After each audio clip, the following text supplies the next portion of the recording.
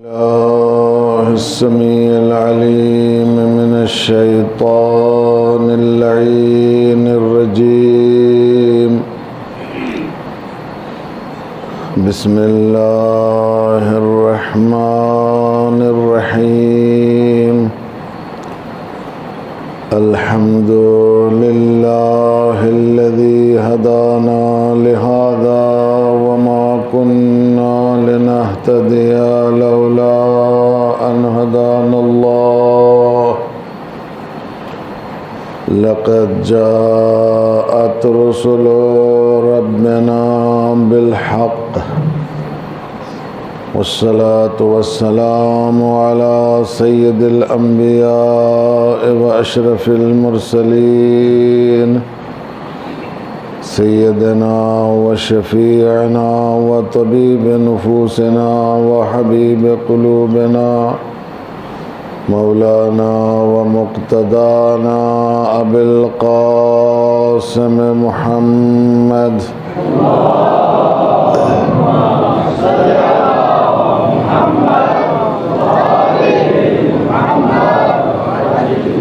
صلى الله عليه وعلى أهل بيته الطيبين الطاهرين المعصومين المظلومين المنتخبين المنتجبين الأكرمين الذين أذهب الله عنهم الرجس وطهرهم تطهيرا.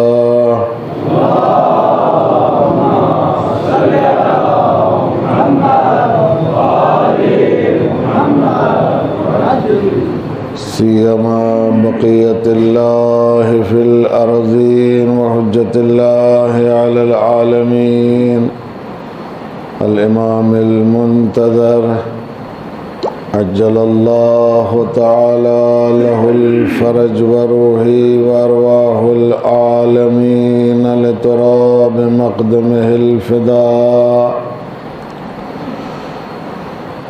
واللعنة الدائمة الباقية على أعدائهم وقاتليهم وغاصبي حقوقهم ومنكري فضائلهم ومناقبهم أجمعين من ليلتنا هذه إلى صباح يوم الدين.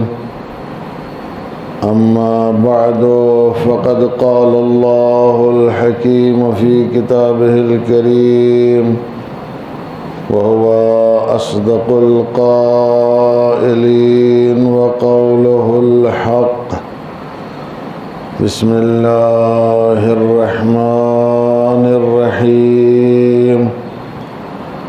يا أيها الذين آمنوا من يرتد منكم عن دينه فسوف يأتي الله بقوم يحبهم ويحبونه أذلة على المؤمنين أعزة على الكافرين يجاهدون في سبيل الله ولا يخافون لومة لائم ذلك فضل الله يؤتيه من يشاء والله واسع عليم.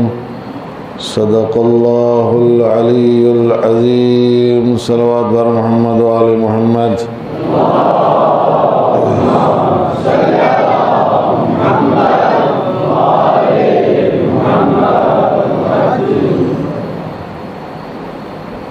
بیان شروع کرنے سے پہلے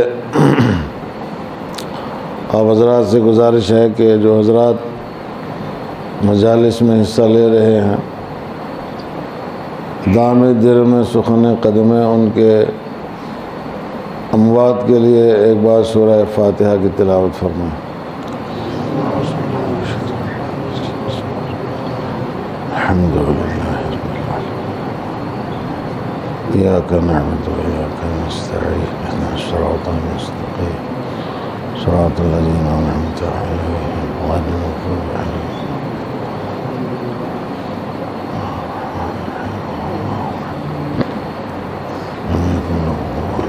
بسم الله الرحمن الرحيم. الله أحد الله الصمد بسم الله الرحمن الرحيم. الله أحد الله الصمد. اللهم اغفر لهم واجعلهم عندك في أعلى العليين وارحمهم وإيانا برحمتك يا أرحم الراحمين. صلوات بر محمد وآل محمد.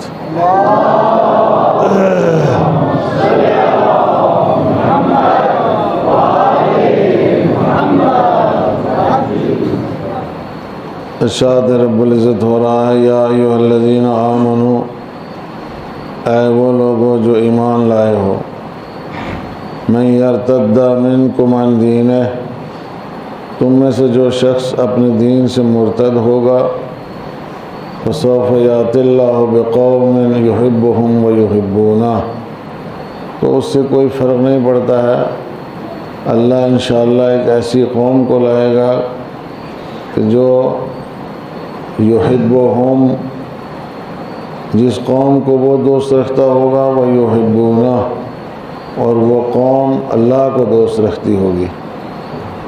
اور دوسری خصوصیت ان کی ہے اذلۃ علی المؤمنین، وہ مومنین کے سامنے منکسر، متواضع، مہربان ہوں گے، اعزۃ علی الکافرین، اور کافرین کے سامنے متکبر اور گویا مغرور ہوں گے، صاحب عزت اور صاحب غلبہ ہوں گے۔ یجاہدون فی سبیل اللہ، وہ اللہ کی راہ میں جہاد کریں گے، ولا یخافون لومۃ لائم، اور وہ ملامت کرنے والوں کی ملامت سے خوفزدہ نہیں ہوں گے۔ ذالک فضل اللہ یؤتیہ من یشاء، یہ اللہ کا فضل ہے کہ اللہ جس کو چاہتا ہے عطا کرتا ہے۔ واللہ واسع علیم، اور اللہ وسیع فضل والا ہے اور دانا اور علیم ہے۔ صلوات پڑھیں محمد و آل محمد پر۔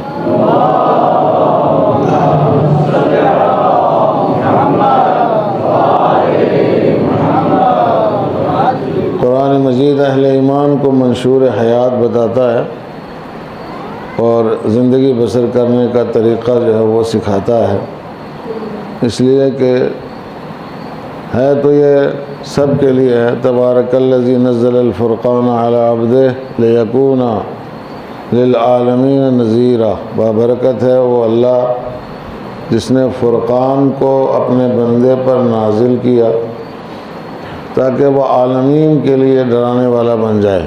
عالمین جتنے بھی عوالم ہیں سب کے لیے ہے، رسول بھی سب کے لیے ہیں اور فرقان بھی سب کے لیے ہے، یہ محدود نہیں ہے ایسے میں۔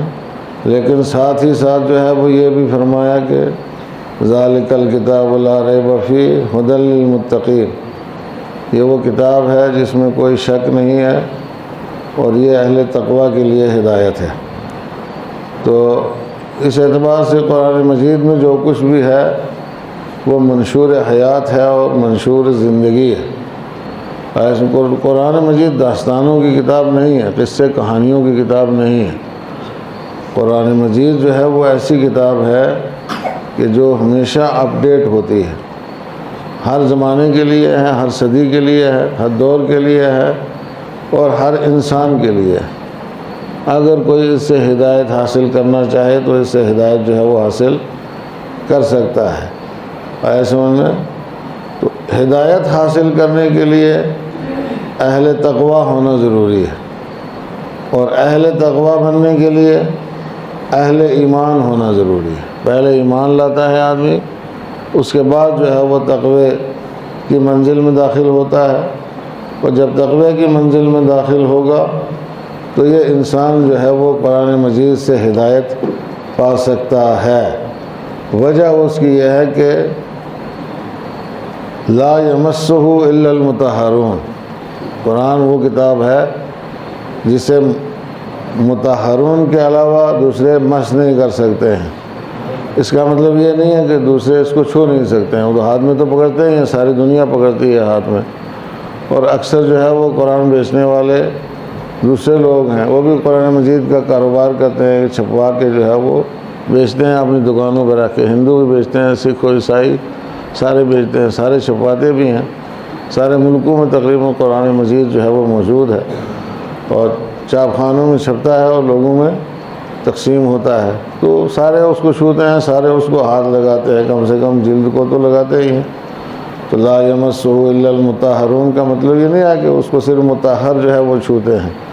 ظاہر ہے یہ بھی شرعی مسئلہ ہے کہ قرآن مجید کو چھونے کے لیے باوضو ہونا ضروری ہے، اس کی عبارتوں کو چھونے کے لیے باوضو ہونا ضروری ہے، بغیر وضو کے اس کو چھونا حرام ہے۔ لیکن اس کا مطلب یہ ہے کہ لا یمسہ الا المطہرون، اس کو اپنے پاس تو سبھی رکھ سکتے ہیں، مگر اس کو سمجھ وہی سکتا ہے کہ جو مطہر ہو۔ اور وہ مطہر کیسے بنے گا؟ مطہر کلمہ پڑھنے سے بنے گا، اور مطہر جو بنے گا تو ساتھ میں تقوی اختیار کرنے سے بنے گا۔ کلمہ پڑھ کے کلمے کے تقاضوں کو پورا کرے گا، تطہیر اس کے دل میں آئے گی، تو ظاہر ہے کہ وہ قرآن سمجھنے کے قابل ہوگا، چونکہ کلمہ نام ہی اس کا ہے کہ جو انسان کو کفر سے پاک کرتا ہے۔ ایک صلوات پڑھے محمد و آل محمد۔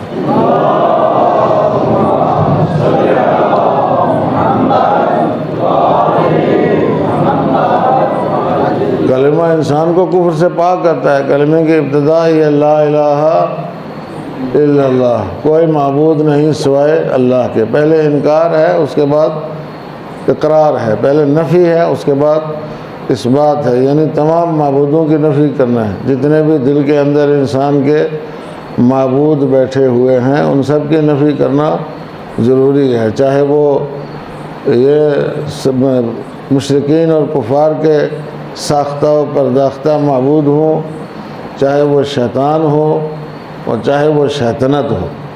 سمجھ میں؟ ایک ہوتا ہے شیطان، ایک ہوتا ہے شیطنت۔ شیطنت یعنی وہ شیطان کے کارنامے جو ہیں ان کو شیطنت کہتے ہیں۔ تو اجمالی طور پر شیطنت جو ہے اس کے مختلف روپ ہیں، اس کی مختلف شکلیں ہیں، اس کے مختلف انداز ہیں، اس کے مختلف طور طریقے ہیں کہ جو انسان کے دل میں ہوتے ہیں۔ اب جب تک انسان اپنے دل سے شیطنت کو نہیں نکالتا ہے جو ایک خطرناک معبود ہے، تب تک جو ہے وہ مطہر نہیں ہوتا ہے، دل خالی نہیں ہوتا ہے۔ شیطنت سے دل کو خالی کرنا ہے، اور دل شیطنت سے خالی ہوگا تو مطہر ہوگا، اور جب مطہر ہوگا تو انسان اس قرآن مجید کو سمجھنے کے قابل ہوگا۔ پھر یہ قرآن مجید اس کے دل میں اترے گا، وہ پڑھنا بھی چاہے گا تو سمجھنا چاہے گا تو سمجھ میں آ جائے گا۔ ایک صلوات پڑھیں محمد و آل محمد پر۔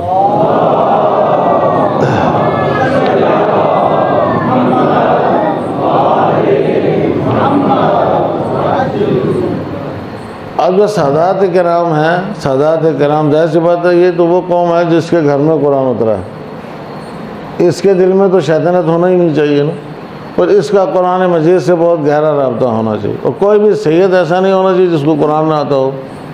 وہ اگر اس کو قرآن نہیں آتا ہے تو اس کا مطلب اس کے دل میں شیطنت ہے۔ شیطنت آئی کہاں سے ہے؟ اب یہ تو قابل غور بات ہے، کہاں سے شیطنت آتی ہے؟ ورثے میں بھی آتی ہے، اور خود بھی آدمی اس کو جو ہے وہ اپنے دل میں پیدا کرتا ہے۔ سمجھ میں آیا؟ تو سادات کا رشتہ قرآن مجید کے ساتھ بہت گہرا ہونا چاہیے، اس لیے کہ ابتدا سے لے کے اس وقت تک سادات جو ہے وہ مطہر ہیں۔ کسی سید کو کلمہ پڑھنے کی ضرورت ہے؟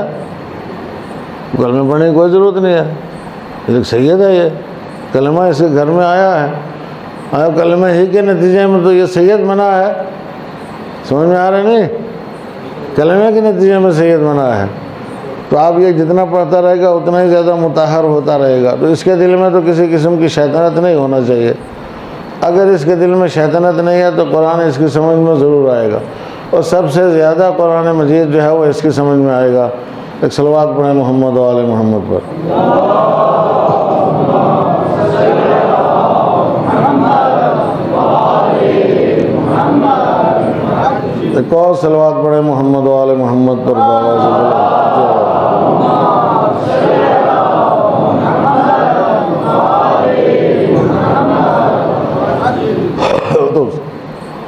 سب سے پہلا جو ہے اس کے سید ہونے کا ثبوت یہ ہے کہ کوئی بھی سید ایسا نہیں ہو سکتا ہے جس کو قرآن نہ آتا ہو، اگر وہ اہل قرآن نہیں ہے۔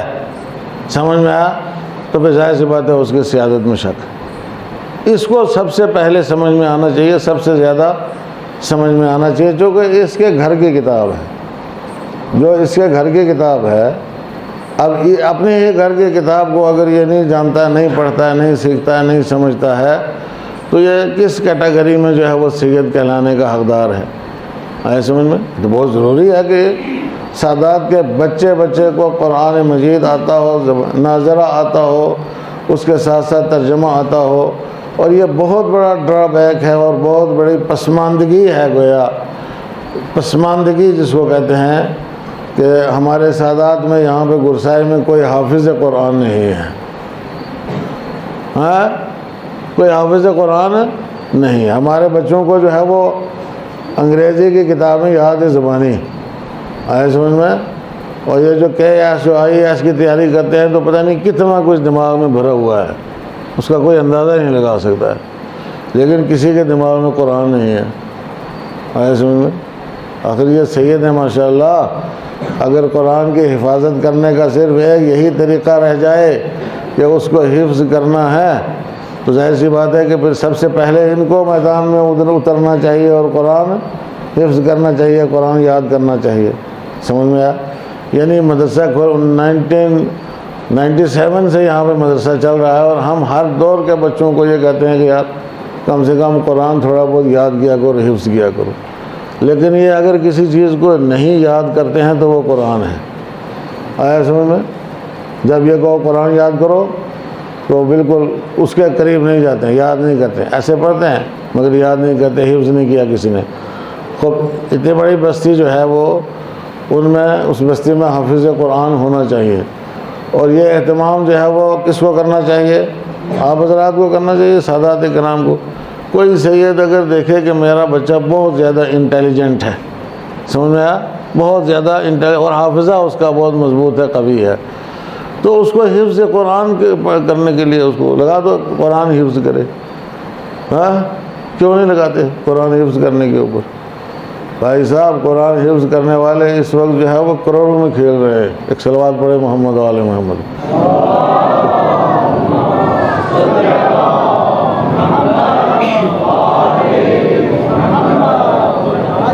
تم لوگ یہ سوچو کہ یہ قرآن حفظ کرے گا تو کیا کرے گا بیچارہ؟ قرآن اس کو کیا دے گا؟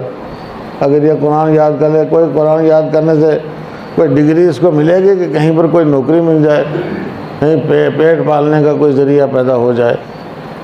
تو ظاہر سی بات ہے یہ سوچ کے آدمی جو ہے وہ اپنے بچوں کو اس میدان میں نہیں لاتے۔ ہم نے کئی بار اس سلسلے میں اعلانات بھی کیے کہ بھائی اپنے بہترین بچوں کو مدرسے میں بھیجو، تاکہ ہم ان کے لیے کوئی حافظ قرآن بلائیں اور وہ آ کر کے ان کو صرف پہلے 2-3 سال قرآن حفظ کرا دے، بس اس کے علاوہ اور کچھ نہیں۔ اب اس کے بعد ان کو تم پھر کچھ بھی بنا دو، کوئی مسئلہ نہیں ہوتا ہے، 2-3 سال دینے میں کیا حرج ہے؟ 2-3 انٹیلیجنٹ بچہ جو ہے، ذہین بچہ 2-3 سال میں قرآن حفظ کر دیتا ہے، حفظ کر لے گا، اس کے بعد تمرین جاری رکھے گا تو بھولے گا نہیں۔ لیکن ہمارے سادات جو ہے وہ ٹس سے مس نہیں ہوئے، اس پورے پیریڈ میں ٹس سے مس نہیں ہوئے۔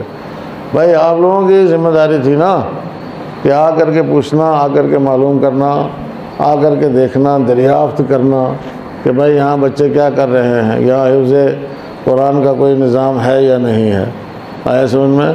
خود ترجمہ قرآن بھی ہم سکھاتے ہیں، ناظرہ پڑھنا بھی ہم سکھاتے ہیں، لیکن حفظ کرنے والے بچے جب آئیں گے تو ان کو قرآن حفظ کروایا جائے گا۔ اگر بچے حفظ کرنے والے ہمارے پاس نہیں آئیں گے تو ہم کس کو حفظ کروائیں گے قرآن مجید؟ اور اگر بچے آتے ہیں ہم ان کے لیے انتظام، ہم کیا آپ ہی لوگوں کو انتظام بھی کرنا ہے، یہ آپ کا مدرسہ ہے تو ان کے لیے انتظام بھی آپ کو کرنا ہے۔ ہم تو صرف نوکر ہیں یہاں پہ، اور ہمارا کیا کام ہے؟ نوکر ہے، اور وہ بھی نوکر جو ہے مثلا جیسے جس کو چپراسی کہتے ہیں، ایک صلوات پڑھے محمد و آل محمد پر۔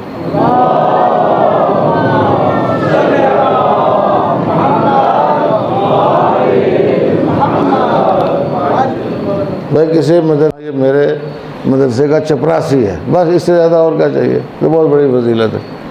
مدیر نہیں، چپراسی مان لیں اگر، بہت بڑی فضیلت کی بات ہے۔ اس میں کوئی تکلف والی بات نہیں ہے یا کوئی بڑائی والی یا تکبر والی، حقیقت ہے، حقیقت امر یہی ہے۔ تو کیوں آخر ہماری قوم والے جو ہے وہ اس طرف متوجہ نہیں ہوتے ہیں؟ اولاً تو میں یہ فریاد اب آج آپ کے سامنے کرنا، چونکہ ایام آزاد دھیرے دھیرے ختم ہو رہے ہیں اور کام کی بات میں آپ سے کر ہی نہیں پایا اس پورے پیریڈ میں آپ لوگوں سے یہ فریاد کرتا ہوں کہ ہماری قوم کے اچھے بچے، ذہین بچے، بہترین بچے کیوں مدرسے میں آ کر کے تعلیم حاصل نہیں کرتے، جبکہ تجربہ اس بات کا گواہ ہے کہ جو مدرسے میں آئے انہوں نے تعلیم حاصل کی وہ اس وقت برسر روزگار ہیں الحمدللہ، کوئی کسی جگہ کے اوپر ناکام نہیں ہے، بہترین صلاحیتوں کے مالک ہیں، بہترین پوسٹوں کے اوپر ہیں۔ یہ سب کچھ دینے کے باوجود، دیکھنے کے باوجود بھی اگر آپ لوگوں کے بچے ہیں ماشاءاللہ باصلاحیت بچے ہیں تو ان کو کیوں نہیں مدرسے میں بھیجتے تاکہ وہ آ کر کے بہترین تعلیم حاصل کریں؟ دونوں دینی بھی دنیاوی دونوں طرح کی تعلیم ہے، حاصل کرتے ہیں، دونوں میدانوں میں آگے بڑھ رہے ہیں۔ لیکن ہم دیکھ رہے ہیں کہ قوم کے بچے خاص طور سے 2 سال لاک ڈاؤن کے پیریڈ میں، 2 سال ہو گئے نا، 2 سال ہو گئے، اس لاک ڈاؤن کے پیریڈ میں بچے صرف اور صرف آوارگی کرتے رہے ہیں اور قوم کے افراد کے اندر یہ شعور پیدا نہیں ہوا کہ وہ آ کر کے مدرسے سے کہتے کہ بھائی آپ جو ہے وہ یہاں پہ ان لوگوں کو جگہ دو، کم سے کم اگر اسکولوں میں نہیں ہے تو یہاں پہ کچھ دینی تعلیم 2 سال میں جب تک اسکول کھلتے تب تک یہاں پہ جو ہے وہ ان کو کچھ دین سکھا دو، تو کتنی بڑی بات ہوتی ایسے میں، اور کتنا فائدہ ہوتا، بہت فائدہ ہوتا۔ عزیزان گرامی، دینی لائن میں جو کچھ دن لگا دیتا ہے وہ ہر میدان میں کامیاب ہوتا ہے۔ ایسے میں دینی معلومات اس کے پاس آتی ہیں، آگاہی آتی ہے، اور اس کے ساتھ ساتھ مفاہیم قرآن اور مفاہیم اہل بیت علیہ السلام سے وہ آشنا ہوتا ہے، روش اہل بیت علیہ السلام سے آشنا ہوتا ہے، اور سیرت اہل بیت علیہ السلام سے آشنا ہوتا ہے۔ بہت سارے مضامین جو ہے وہ اس کو پڑھائے جاتے ہیں تو اس کی قابلیت میں اور اس کی صلاحیت میں دوسروں کے مقابلے میں بہت زیادہ اضافہ ہو جاتا ہے، دوسروں سے وہ زیادہ باصلاحیت بنتا ہے ایسے میں۔ اور اگر کوئی 2-3 سال لگا کے مدرسے میں اس کے بعد دوسری لائن میں جا کر کے KS اور IAS اور فلان ایس کرنا چاہے تو وہ دوسروں کے مقابلے میں زیادہ نمبر لے کے کامیاب ہوتا ہے، سمجھ میں ہوگا، یقیناً ہوگا، زیادہ نمبر لے کے کامیاب ہوگا۔ یہی آپ کے قوم میں جو ہے وہ زیادہ نمبر لے کے کامیاب ہونے والے MA میں، MPhil میں وغیرہ وغیرہ میں گولڈ میڈلسٹ 10-12-15 ہیں، PhD بھی ہیں ماشاءاللہ۔ وہ اتنا کوئی ہونے کے بعد بھی آپ لوگ جو ہے وہ بیدار نہیں ہوتے ہو، آپ لوگ جو ہے وہ اس سسٹم سے فائدہ نہیں اٹھاتے ہو اور اس نظام کے تحت نہیں آتے ہو۔ یہ بڑی یعنی افسوس کی بات ہے کہ بچوں کو اس نظام کے تحت کیوں نہیں لایا جا رہا ہے، جس نظام میں دونوں چیزیں ہیں، دنیا بھی ہے اور آخرت بھی ہے، سمجھ، دونوں چیزیں اس نظام کے اندر موجود ہیں۔ تو آپ کیوں اپنے بچوں کو اس نظام کے تحت نہیں لاتے ہو، اور کیوں ایسا اہتمام نہیں کرتے ہو، اور کیوں اپنی ذمہ داری جو ہے وہ پوری نہیں کرتے ہو؟ کل اگر ہمارا بچہ جو ہے وہ دوسری لائن میں لگ کر کے، خالص دوسری لائن میں لگ کر کے اگر کہیں کمیونسٹ ہو جائے، اگر کہیں بے دین ہو جائے، اگر کہیں خرافاتی ہو جائے جیسا کہ اکثر ہو رہے ہیں، تو اس کا کون ذمہ دار ہے، اس کا کون جواب دے؟ ہم اور آپ جواب دیں نا، یہ ہماری اور آپ کی ذمہ داری ہے۔ تربیت بچے کی جو ہے وہ بہت زیادہ ضروری ہے، اور عزیزان گرامی تربیت جو ہے وہ صرف اور صرف دینی درسگاہوں میں ہوتی ہے اور کہیں پر تربیت نہیں ہوتی ہے۔ دوسری جگہوں پر تربیت ہوتی ہے لیکن دوسری تربیت ہوتی ہے، یہ والی تربیت جو ہے وہ نہیں ہوتی ہے۔ آج آپ قوم میں دیکھو، ہماری قوم کے جو یہ بیکار پھرنے والے بچے ہیں، بیکار پھرنے والے بچے یہ طرح طرح کی مصیبتوں میں مبتلا ہیں۔ آگے سمجھ میں، طرح طرح کی مصیبت ہمیں بتاتے ہیں کہ بھائی ایک لمبی چوڑی لسٹ ہے ایسے لڑکوں کی کہ جو معاذ اللہ جو ایک عجیب غریب قسم کی بیماری میں مبتلا ہیں، جس کو ڈرگز کی بیماری کہتے ہیں۔ آگے سمجھ میں، ہمارے آپ کے بچے اگر اس طرح کی بیماری میں مبتلا ہوں اور یہ موت کا سودا کریں، موت کے سوداگر ہوتے ہیں یہ، آگے سمجھ میں، موت بیچنے والے، موت گھروں تک پہنچانے والے، موت جوانوں تک پہنچانے والے، یہ خطرناک لوگ ہیں، خطرناک لوگ۔ اور اگر ہمارے سادات کے اندر خدا نخواستہ اس قسم کے لوگ اگر پیدا ہونے لگیں اور پھر اس کے بعد ہم اپنا سر اونچا کر کے کہیں کہ ہم سید ہیں، تو یہ بڑے شرم کی بات ہے۔ ایک صلوات پڑھیں محمد و آل محمد پر۔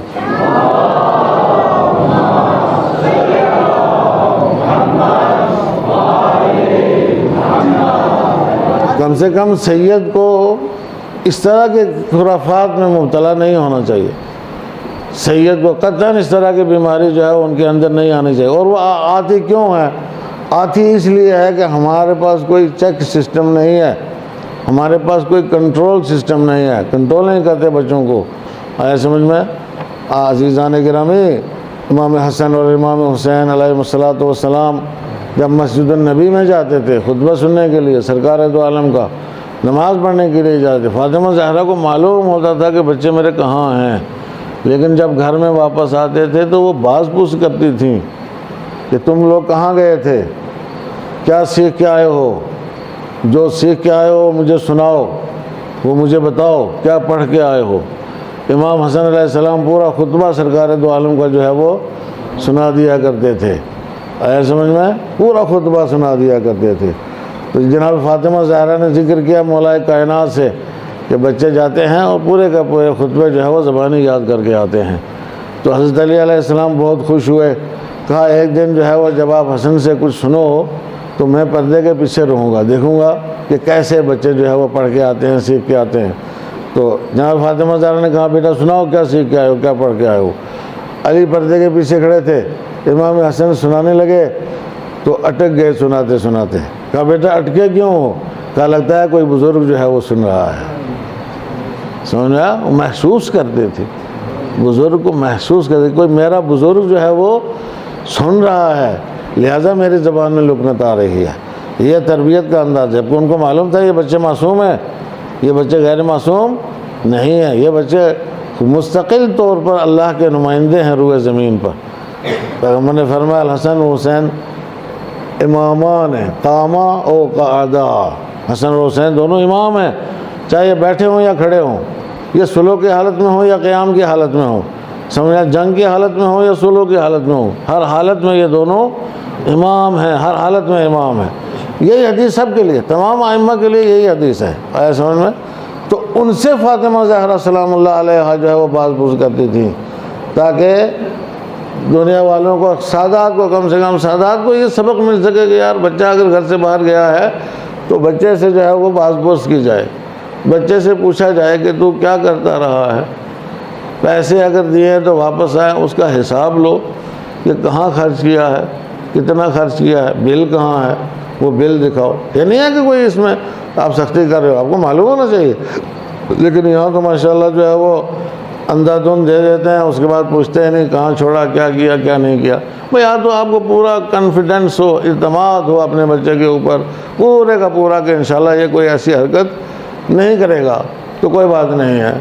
لیکن اگر خطرہ ہے، اور آج کل خطرہ ہر ایک سے ہے تقریباً، دیکھیں جس بچے کو زیادہ آپ معاشرے کے اندر بھیجو گے، زیادہ دوسری سوسائٹی کے اندر بھیجو گے، زیادہ اس کو آزادی دو گے کہ وہ آئے جائے گھومے پھرے یہاں وہاں دوسرا تیسرا، تو یہ دنیا جو ہے وہ بہت خطرناک ہے۔ دنیا کسی نہ کسی بہانے سے کیپچر کرتی ہے، لوگ آج کل کیپچر کرتے، پلاننگ کہتے ہیں، یعنی بچہ بہت سیدھا ہوتا ہے، ایسی بات نہیں ہے کہ بچے خدا نہ خواستہ ہمارے بگڑے ہوئے ہیں، بچے سیدھے ہیں، لیکن اس کو اس طریقے سے جال میں پھنساتے ہیں کہ وہ بیچارہ نہ آپ کو بتانے کے لائق رہتا ہے، ایسا نہ وہاں سے نکلنے کے لائق رہتا ہے۔ لہذا ایسے میں جو ہے وہ بہت زیادہ کنٹرول کی ضرورت ہے، بچوں کی بہت زیادہ کنٹرول کی ضرورت ہے، بہت زیادہ حفاظت کی ضرورت ہے۔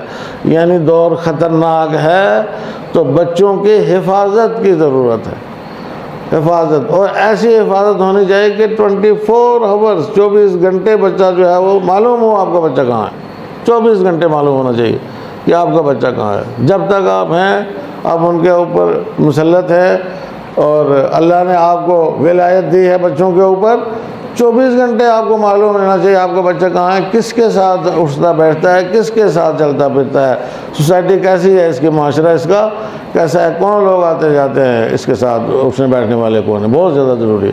اگر آپ اس نسل کو بچانا چاہتے ہو، محفوظ رکھنا چاہتے ہو گناہ سے بھی اور معصیت سے بھی اور تباہ و برباد ہونے سے بھی، تو ضروری ہے اس کے لیے کہ بچوں کو اس طریقے سے بزی کرو، اس طریقے سے مصروف کرو کہ وہ کسی غلط سوسائٹی کو جوائن نہ کر پائے، سمجھ میں آیا، غلط راستہ جو ہے وہ اختیار نہ کر پائیں، ورنہ ہم سب کچھ کھو بیٹھیں گے، کچھ بھی نہیں ہمارے پاس رہ جائے گا۔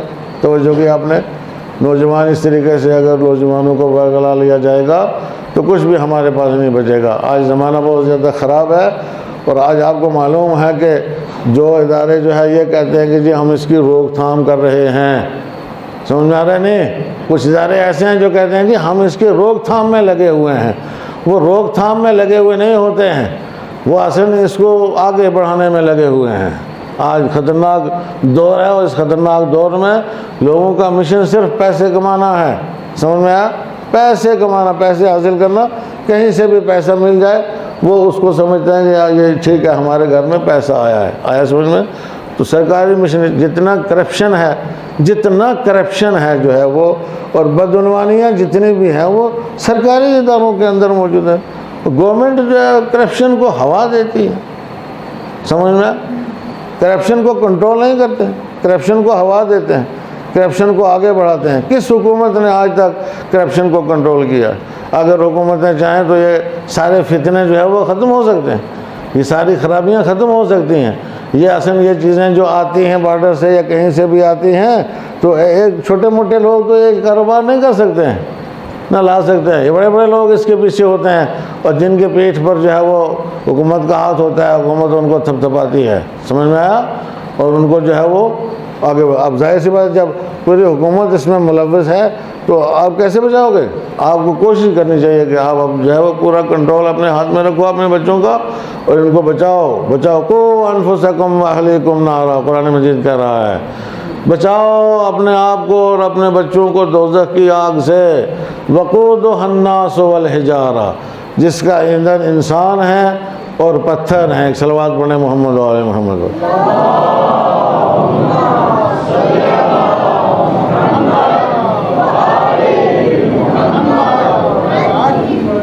یعنی آپ دیکھیں نا، آپ یہ ایک کرونا جو ہے، کرونا کو دیکھیں، کرونا کو کس طریقے سے حکومت جو ہے وہ کنٹرول کرتی ہے، کیا کنٹرول کرنے کا طریقہ کیا ہے۔ پہلے دور کا بھی ہم نے تماشا دیکھا، دوسرے دور کا بھی ہم نے تماشا دیکھا، اور اب تیسرے دور کی خوشخبری سنائی جا رہی ہے کہ تیسرے دور کا کرونا جو ہے وہ بھی آنے والا ہے، آیا سمجھ میں؟ اور کنٹرول کیا ہے، طریقہ کیا ہے کنٹرول کرنے کا؟ بابا اگر آپ کو نہیں آتا تو کم سے کم کہتے ہیں کہ پڑوس والوں سے کسی کا منہ لال ہو تو دوسرے سے دیکھو، اپنا منہ چانٹا مار کے لال کر لو، اگر دوسرے کا لال ہے تو اور کچھ نہیں کر سکتے ہو۔ تو ہمارے بغل میں یہ ملک ہے، اس نے کنٹرول کیا کس طریقے سے۔ پچھلے سال بھی بہترین عزاداری ہوئی، دنیا میں کہیں عزاداری نہیں ہوئی اتنی جتنی پاکستان میں عزاداری ہوئی۔ تو کیا بات ماننی پڑے گی نا، اس سال بھی کہیں پر بھی اس پیمانے کی عزاداری نہیں ہو رہی جیسی پاکستان میں ہو رہی ہے۔ کوئی جلوس بند نہیں، کوئی پابندی نہیں، کچھ نہیں، اور مرنے والوں کی تعداد بھی کم ہے، مرنے والوں کی تعداد بھی کم ہے۔ ہاں آپ کیوں نہیں کنٹرول کرتے ہو اس طریقے سے جس طریقے سے وہ کنٹرول کرتے ہیں؟ آپ اس طریقے سے کنٹرول، معلوم ہے آپ کنٹرول نہیں کرنا چاہتے ہو، معلوم ہے آپ کنٹرول ہی نہیں کرنا چاہتے ہو، بہت خالی لوگوں کو ڈراتے ہو، یہ ہے وہ ہے دوسرا تیسرا ہے، کنٹرول نہیں ہے۔ ویکسینیشن نہیں ہوئی کسی کو بھی، آیا سمجھ میں؟ کوئی ویکسینیشن پوری نہیں ہوئی، آدھی ہوئی، آدھی ہوئی نہیں، بعض کو آدھی بھی نہیں ہوئی، ہے ہی نہیں، ویکسینیشن نہیں آپ کے پاس ہے، کچھ بھی نہیں ہے۔ تو جب سرکار کے پاس کچھ ہے نہیں ہے تو آپ خود کنٹرول کرو انشاءاللہ اپنے آپ کو۔ آپ کو بھی کنٹرول کرنے کا جو ہے وہ سلیقہ آنا چاہیے، اور اس کا طریقہ جو آپ کو معلوم ہے کہ بھائی ظاہر سی بات ہے، آدمی بلا وجہ جو ہے وہ فضول قسم کے روابط ختم کرو، آیا سمجھ میں؟ فضول قسم کا آنا جانا ختم کرو، فضول قسم کا ملنا جلنا جو ہے وہ ختم کرو۔ خوب بازاروں میں آپ جا کر کے دیکھو تو وہاں کوئی ڈسٹینس کا لحاظ ہے نہیں ہے، بازار کھلے ہوئے ہیں۔ سینما گھروں میں جا کر کے آپ دیکھو تو وہاں پہ کوئی ایسا مسئلہ ہی نہیں ہے، وہاں پہ وہ سینما گھر جو ہے وہ سب آپ کے چل رہے ہیں، اور اس طریقے سے دوسرے جتنے بھی آپ کے کارنامے کام ہیں پورے تھرو آؤٹ انڈیا، وہ سارے کے سارے چل رہے ہیں۔ آپ لے دے کے آپ جو ہے وہ آتے ہو جو ہے مراسم کے عزاداری کے اوپر، اور اس کے اوپر بھی پابندی لگا، اور مسجد کو بند کرو اور جماعت نہ کرو اور جمعہ نہیں ہونا چاہیے، یہ نہیں ہونا چاہیے۔ ٹھیک ہے ہم نہیں کریں گے، کوئی مسئلہ نہیں ہے، لیکن آپ باقی تو کنٹرول کر کے دکھاؤ، آیا سمجھ میں؟ باقی تو کنٹرول کرو بھائی، ہم آپ کا آرڈر ماننے کے لیے تیار ہیں، ہم جلوس بھی نہیں نکالیں گے، آ گیا سمجھ میں؟ اور جو مجلس کریں گے محدود پیمانے کی مجلسیں ویسے بھی ہو رہی ہیں، محدود پیمانے کی کریں گے، لیکن باقی چیزوں کو آپ نے کنٹرول کر لیا تو معلوم ہے باقی چیزوں کو آپ نے کنٹرول نہیں کیا ہے، اس کی وجہ سے ہم چاہے جتنا کوشش کریں آخر کار جو ہے وہ مبتلا ہو جائیں گے، لیکن اگر ساری چیزوں کو کنٹرول کیا جائے تو کوئی بھی مبتلا نہیں ہوگا، کسی کو کوئی خطرہ لاحق نہیں ہوگا۔ ایک صلوات پڑھے محمد و آل محمد پر۔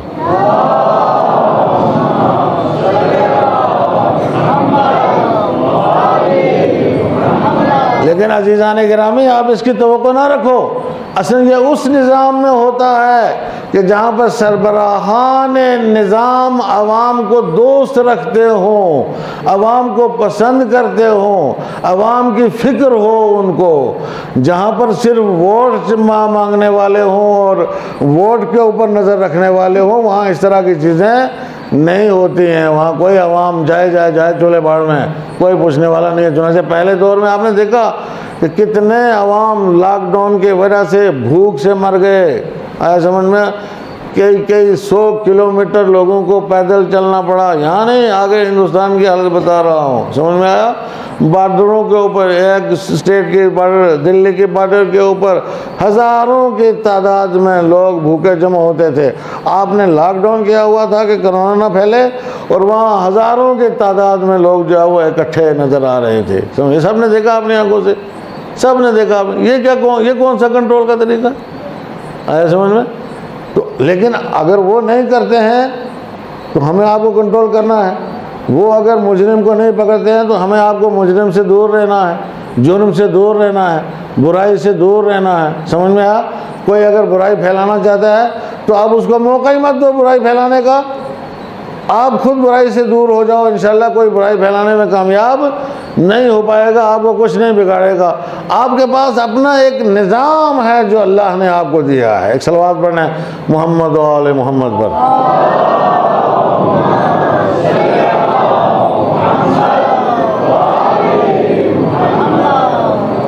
ہمارے پاس نظام ہے، نظام، ہم بغیر نظام کے نہیں ہیں، ہمارے پاس ائمہ اہل بیت علیہ السلام کا دیا ہوا نظام ہے، ہمارے پاس غدیر کا نظام ہے عزیزان گرامی، غدیر کا نظام ہے ہمارے پاس، جہاں انسان کو اطاعت کرنا سکھایا جاتا ہے، بات ماننا سکھایا جاتا ہے، جہاں انسان کو ایک مولا کے پیچھے چلنا سکھایا جاتا ہے، ایک امام کے پیچھے جو ہے وہ چلنا سکھایا جاتا ہے، ایک رہبر کے پیچھے جو ہے وہ چلنا سکھایا جاتا ہے، اور اس کی بات ماننا جو ہے وہ سکھائی جاتی ہے۔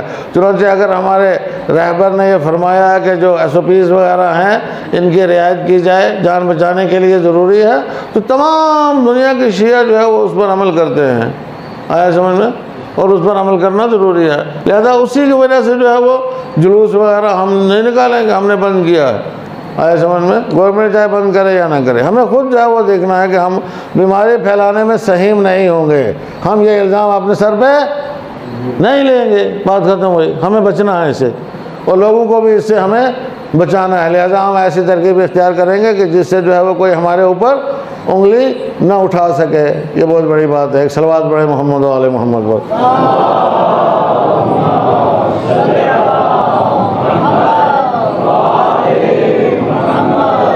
اس لیے اس میں کوئی ہٹ درمی دکھانے کی ضرورت نہیں ہے، انشاءاللہ جلوس نہیں بھی نکلے گا تو محدود پیمانے پر جو مجلسیں ہوں گی اس سے یہ ثواب ضرور ملے گا، انشاءاللہ بہت بڑا ثواب ملے گا، کوئی ایسی بات نہیں ہے۔ اعمال عاشورہ ہیں، مجلسیں ہیں، اپنے اپنی جگہ کے اوپر بیٹھ کر کے مجلس کریں، اور مجلس کرنے کے بعد جو ہے وہ زیارت پڑھیں اور چلے جائیں، کافی ثواب ہے۔ روز عاشور یہ بھی ہو سکتا ہے، روز عاشور جلوس بھی نکل سکتا ہے، یہ الگ بات ہے، جلوس کے ساتھ ہمارے جذبات جو ہے وہ جڑے ہوئے ہیں، لیکن مجلس بھی وہی ہے، اس مجلس بھی ذکر حسین ہے، نہیں اگر جلوس کا موقع ہے تو مجلس میں بیٹھ کر کے انشاءاللہ ذکر سنیں گے، ذکر کریں گے، یہ بہت ضروری ہے۔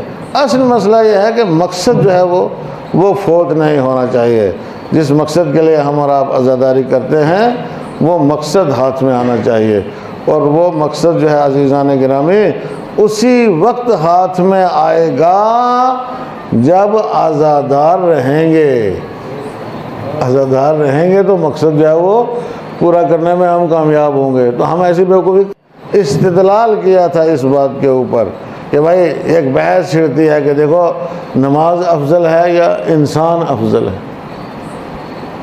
احکام الہیہ افضل ہیں یا انسان افضل ہے، سمجھ میں آیا؟ یہ ان میں سے ایک بحث چھڑتی ہے۔ تو سیدھی سیدھی بات ہے کہ احکام الہیہ ہوں، نماز ہو، جو کچھ بھی ہو، اس کا موضوع ہی انسان ہے۔ اس کا اگر انسان ہوگا تو احکام الہیہ پر عمل کرے گا، روئے زمین پر اگر انسان ہی نہیں ہوگا تو احکام الہیہ پر عمل کیسے ہوگا؟ توجہ کیا آپ نے؟ روایت میں ملتا ہے کہ جب حضرت ابراہیم کو پروردگار عالم نے اپنے ملکوت کی سیر کرانے کے لیے بلایا ابراہیم کو، وَكَذَلِكَ نُرِي إِبْرَاهِيمَ مَلَكُوتَ السَّمَاوَاتِ وَالْأَرْضِ، کہ ہم اس طریقے سے ابراہیم کو ہم نے آسمان و زمین کے ملکوت کی سیر کروائی۔ تو ابراہیم چلے، تھوڑا سا بلند ہوئے، کسی جگہ پر دیکھا ایک جوڑا ہے جو نازیبا حرکت کر رہا ہے، آیا سمجھ نظر آیا، اوپر سے سب کچھ نظر آتا ہے نا سیٹلائٹ سے ان کے پاس بھی سیٹلائٹ تھا، ہے نا؟ تو دعا کی پروردگار ان کو اٹھا لے، اللہ نے فوراً دونوں کی روح قبض کر لی۔ تھوڑا اور آگے بڑھے، ایک جگہ پر اور نظر آیا، پھر ابراہیم کو تیش ہے، دعا کی خدا ہے ان کو اٹھا لے، اللہ نے ان کو اٹھا لیا۔ تیسرے ایک اور جگہ تھوڑا اور پہنچے، ایک اور جگہ پر اس کا سلسلہ نظر آیا، ابراہیم دعا کرنا چاہتے تھے، خدا نے کہا ابراہیم بس، سمجھ میں آیا؟ کہا بس، تم نے آج دیکھا ہے، میں روز دیکھتا ہوں میں روز دیکھتا ہوں، میں جانتا ہوں مجھے ان کے ساتھ کیا سلوک کرنا ہے، کیونکہ تم میری حجت ہو، تم جو کہو گے میں کروں گا۔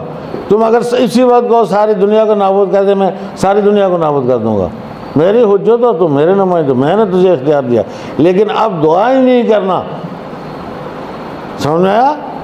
اب دعا ہی نہیں کرنا تاکہ میں جو ہے وہ عمل کرنے پر وہ بے اصطلاح جو ہے وہ عمل کرنا پڑ جائے مجھے تیری دعا کے اوپر، لہذا بس اب دعا نہیں کرنا، اس لیے کہ میں جانتا ہوں مجھے ان کے ساتھ کیا سلوک کرنا ہے، تجھے نہیں معلوم، کل پتہ نہیں یہ ٹھیک ہو جائے، یہ توبہ کر لیں، نہیں توبہ کریں گے تو میرے پاس آئیں گے آخرت میں ان کو سزا دوں گا، سمجھ میں آیا؟ میں ان کو سزا دوں گا، یہ میرا کام ہے، تیرا کام نہیں ہے۔ تو جو کہ آپ نے، تو یہ چیزیں جو ہیں وہ قابل غور ہیں، اور ان کے اوپر جو ہے وہ انسان کو دیکھنا چاہیے، کہ کوشش کرنی چاہیے۔ پروردگار عالم ہر چیز کو دیکھتا ہے، لیکن اس کے باوجود بھی خداوند متعال جو ہے وہ اپنے بندوں کو مہلت دیے ہوئے، مہلت ہے، جو کرنا ہے کرو، جواب تمہیں اللہ کی بارگاہ میں دینا ہے، حاضر ہونا ہے اللہ کی بارگاہ میں آ کر کے، اور وہاں پر تمہیں اپنے ہر فعل کا جو ہے وہ جواب دینا ہے، جواب دینا پڑے گا۔ خدا دیکھ رہا ہے، خدا سے کوئی چیز جو ہے وہ ڈھکی چھپی نہیں ہے، لہذا خدا کا بندہ بنے اور ایسا کام کرے کہ جو خدا دیکھے تو خوش ہو، خدا دیکھے تو ناراض نہ ہو۔ ایک صلوات پڑھے محمد و آل محمد کو۔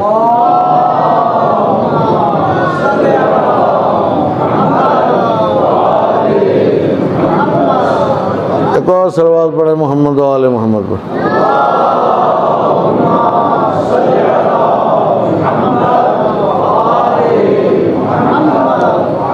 لہذا ہمیں عزیزان گرامی ایمان کے تقاضوں کو پورا کرنا چاہیے، آیا سمجھ میں؟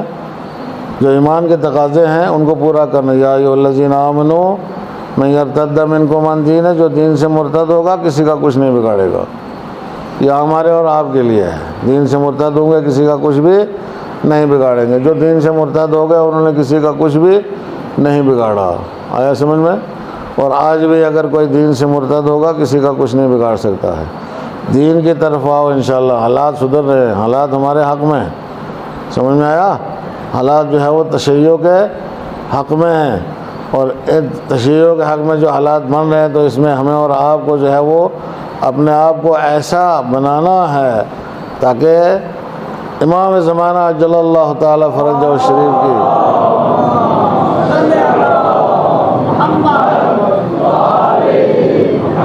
نظر میں رہیں، ہماری حرکت امام کی طرف ہونا چاہیے، ہماری حرکت جو ہے وہ امام کی طرف ہونا چاہیے، ہمارا رخ جو ہے وہ امام کی طرف ہونا چاہیے، اور ہماری توجہ جو ہے وہ امام کی طرف ہونا چاہیے، ہماری رفتار کی منزل جو ہے وہ سفر کی منزل جو ہے وہ سفر کی آخری پڑاؤ سفر کا امام ہونا چاہیے۔ ہمیشہ دل و دماغ میں امام کا تصور رہے، جب تک ہم امام کے تصور کے ساتھ زندگی بسر نہیں کریں گے عزیزان گرامی ہم وفادار نہیں ہیں اور دیندار بھی نہیں ہیں۔ امام کے تصور کے بغیر اگر زندگی بسر کی تو ہم دیندار نہیں۔ آدمی کہیں بھی ہے تو امام کو اولا مان کر کے زندگی بسر کر سکتا ہے۔ النبی اولا بالمومنین من انفسہم، نبی اولا ہے مومنین سے، ان کے نفسوں کے اوپر زیادہ حق رکھتے ہیں۔ امام اولا بالتصرف ہے، امام ہمارے نفسوں پر ہم سے زیادہ حق رکھتا ہے۔ توجہ کی آپ نے؟ تو نفسوں پر جب سب سے زیادہ حق رکھتا ہے تو ہمارے ہر چیز پر امام سب سے زیادہ حق رکھتا ہے۔ ہر چیز پر کوئی چیز ہماری ایسی نہیں ہے کہ جس پر امام سب سے زیادہ حق نہ رکھتے ہوں۔ ہمارے گھر بار پر، ہماری اولاد پر، ہمارے جائیداد پر، ہماری پراپرٹی پر، توجہ کی آپ نے، اور ہر چیز پر امام کا جو ہے وہ حق زیادہ ہے، ہم سے زیادہ ہے۔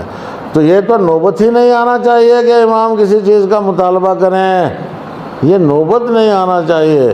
جیسا کہ روایات میں یہ ہے کہ تمہارے پاس اگر بوڑھے ماں باپ ہیں، روایات میں تمہارے پاس اگر بوڑھے ماں باپ زندہ ہیں تو یہ نوبت نہیں آنا چاہیے کہ ماں باپ اپنے منہ سے کسی چیز کا مطالبہ کریں کہ بھائی یہ چیز مجھے دو، مجھے اس چیز کی ضرورت۔ نوبت نہیں آنا چاہیے۔ اگر یہ نوبت آ گئی تو اس آدمی کو نہیں کہتے کہ یہ ماں باپ کا جو ہے وہ ماننے والا ہے، سمجھ میں آیا؟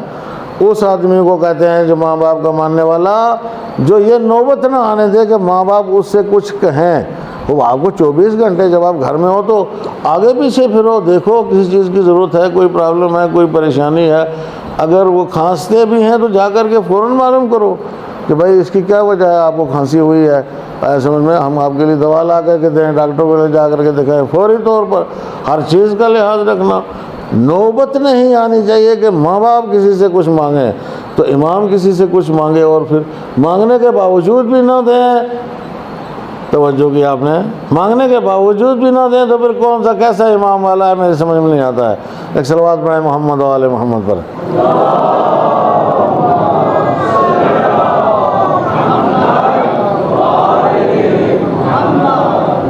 تو اس میں آپ حضرات جو ہے وہ نصرت بخاری کی تقریریں سنا کریں، علامہ نصرت بخاری کی، ماشاءاللہ وہ بہت اچھی ہدایت کرتے ہیں لوگوں کی۔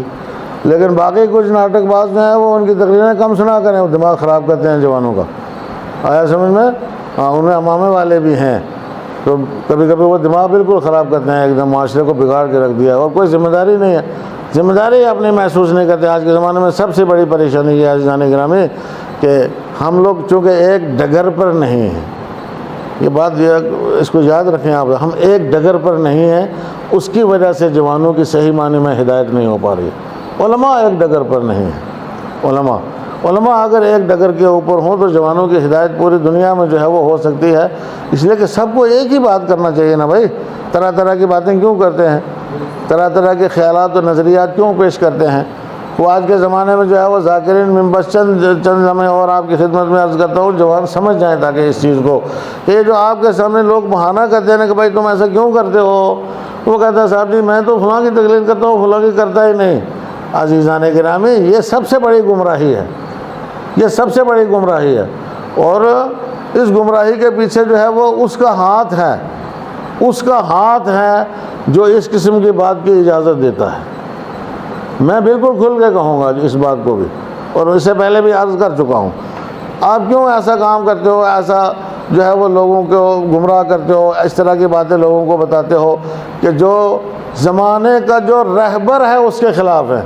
ایک صلوات پڑھیں محمد و آل محمد پر۔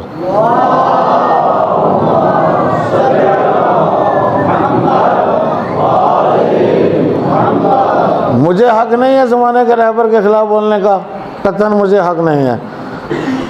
مجھ سے بڑا جو عالم ہے اس کو بھی حق نہیں ہے، اس سے بڑا جو عالم ہے اس کو بھی حق نہیں ہے، اس سے بڑا جو عالم ہے اس کو بھی حق نہیں ہے، اس سے بڑا جو عالم مرجع تقلید ہے اس کو بھی حق نہیں ہے، رہبر کے خلاف بولنے کا اس کو بھی حق نہیں ہے۔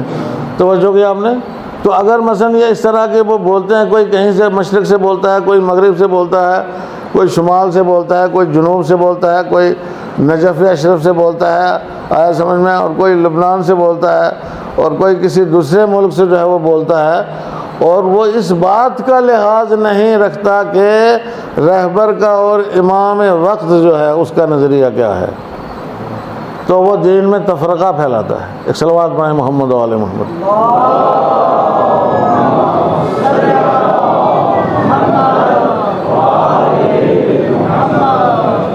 یہ رنگا رنگ قسم کا جو مذہب ہے، رنگیلا مذہب شیعہ، سمجھ میں یہ کس وجہ سے ہے؟ وہ ظاہر سی بات ہے ان کو رنگیلا بنایا، کوئی کچھ کرتا ہے کوئی کچھ کرتا ہے، لیکن اگر ایک کی بات چلے عالمی سطح کے اوپر، ایک کی بات، فقہی مسائل میں آپ کسی کی بھی تقلید کرو، کوئی حرج نہیں ہے بھائی، فقہی مسائل میں کسی، لیکن نوجوانوں کی ایک شکل، ایک صورت، ایک پلیٹ فارم، ایک یونیفارم، آیا سمجھ میں؟ ایک نعرہ، مختلف نعرے نہیں، ایک نعرہ، کوئی شیعہ کے نوجوانوں کا ایک نعرہ ہونا چاہیے، پوری عالم تشیع جہاں جہاں پر بھی، ہر ملک کا ایک ہی نعرہ ہونا چاہیے، اور وہ سب کے سب رہبر کے تابع فرمان ہوں، اور اسی نظریے کو ہر سال عزاداری میں بیان کریں، عزاداری میں، یا اسی نظریے کو۔ اب یہ ہر ممبر سے جو الگ رنگ کی مجلس ہوتی ہے نا عزیزان گرامی، اس سے مسائل خراب ہو جاتے ہیں، اس سے نوجوان بہک جاتے ہیں، اس سے نوجوان جو ہے وہ ڈھیلے پڑ جاتے ہیں، اس سے نوجوان سست پڑ جاتے ہیں۔ ایک صرف فضائل سنا رہا ہے اور کچھ بتاتا ہی نہیں ہے، معلوم ہے سامنے بیٹھا ہوا کیسا ہے، جیسے میں نے کل یا پرسوں مجلس میں عرض کیا تھا، اس کو پتہ ہے یہ جو بیٹھے ہوئے یہاں پہ سامنے بڑے بڑے ہیں، مثلا فرض کرو میں بمبئی میں ہم نے مجلس بیٹھی، میں ایک مثال دیتا ہوں، اور مجھے بعد میں لوگوں نے بتایا کہ یہاں پر بہت سارے جو ہے وہ فلمی ایکٹر آ کے بیٹھتے ہیں مجلسوں میں، فلم اور مجلسیں بھی کراتے ہیں، آیا سمجھ میں؟ ٹھیک ہے، اچھے ہوں گے، لیکن ظاہر سی بات ہے اب جو ایک آدمی اس طرح کا آ کر کے بیٹھا ہے تو اس کو کیا بتانے کی ضرورت ہے، اس کو کیا سمجھانے کی ضرورت ہے؟ اس کو تو کچھ سمجھانا چاہیے نا دین کے بارے میں، ممبر سے اس کو کچھ بتانا چاہیے دین کے بارے میں۔ اگر ہم جانتے ہیں کہ ہمارے اس معاشرے میں، ہمارے اس سماج میں، ہمارے اس مجمع میں ہزاروں کی تعداد میں لوگ ایسے ہیں کہ جو ابھی شیعہ سے کوسوں دور ہیں، جن کے اندر شیعت کا کنسیپٹ نہیں آیا ہے صحیح معنوں میں، ایسے انہیں وہ صرف فضائل سنتے ہیں اور اس کے بعد جو ہے سال بھر مست ہو جاتے ہیں نشے میں، فضائل کے نشے میں مست ہو جاتے ہیں پورا سال۔ تو ان لوگوں کی ہدایت کرنا بہت ضروری ہے، اور ان لوگوں کو ایک نظریہ بتانا بہت ضروری ہے، ان لوگوں کو ایک نظام بتانا بہت ضروری ہے۔ توجہ کیا آپ نے؟ ایک نظام جو ہے وہ ان کو سمجھانا بہت زیادہ ضروری ہے، تاکہ پوری دنیا کے جوان جو ہے وہ حبل اللہ المتین کے ساتھ متمسک ہو جائے۔ ایک صلوات پڑھیں محمد و آل محمد۔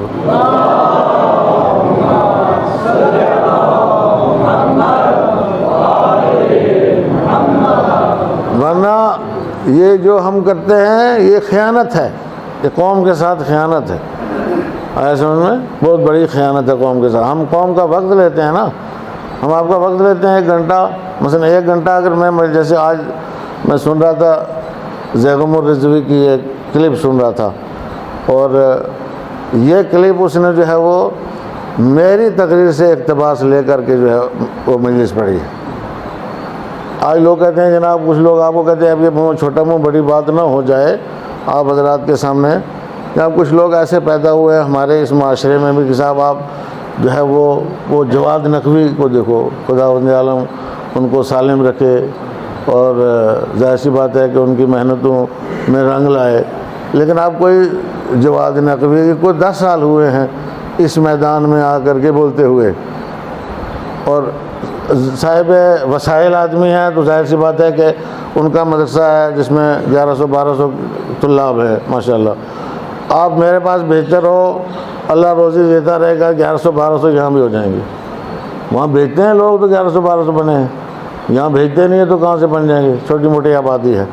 لیکن وہ سارے مضامین جو ہے وہ میں نے 1983 میں پڑھنا شروع کیے تھے، جو 10 سال سے جواد نقوی صاحب پڑھ رہے ہیں، اور وہ تقریریں میری پرانی ہو چکی ہیں، سمجھ میں وہ تقریریں میری پرانی ہو چکی ہیں، میں اب ان موضوعات کو بہت کم چھیڑتا ہوں۔ یعنی مثلا فرض کرو ایک منڈی کا ایک واقعہ میں آپ کو سنا دیتا ہوں کہ منڈی میں مجلس پڑھنے کے لیے میں بیٹھا، جو پہلا یا دوسرا عشرہ تھا میرا منڈی کا، تو جیسے مجلس پڑھنے کے لیے میں بیٹھا تو وہاں پہ لے کے آئے ادھر سے حلوہ بنا کے لا کے وہاں پہ رکھ دیا۔